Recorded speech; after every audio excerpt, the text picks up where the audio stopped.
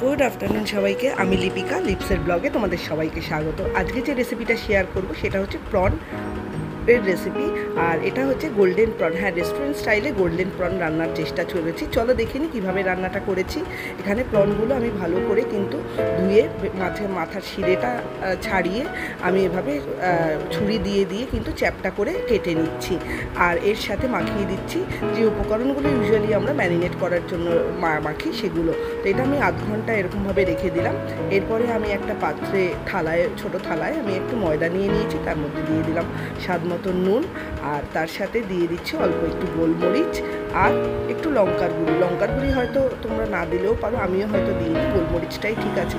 তো এভাবে ভালো করে পুরো উপকরণগুলো মিশিয়ে মাছগুলো একটা একটা করে ধরে ভালো করে কিন্তু মাখিয়ে এপিট ওপিট করে মাখিয়ে 15 মিনিটের জন্য আবার রেস্টে রেখে দিতে হবে, যাতে পুরোটা ম্যারিনেট ভালো করে হয়ে যায়। তো এপাশে ওপাশে করে পুরোগুলো মাছগুলোই আমার হয়ে গেছে। এবার একটা ডিম ফেটিয়ে নিচ্ছি ডিমগুলো, আর ওপাশে দেখো আমি ব্রেড ক্রাম রেখে দিয়েছি। আর এখানে ডিমটা কিন্তু ভালো করে ফেটিয়ে নিতে হবে। আর এখানে ব্রেড ক্রামগুলো আমার কিছুটা পুরনো ব্রেড ক্রামও ছিল, তার সাথে মিশিয়ে দিয়েছি, তাওয়াও বসিয়ে দিয়েছি।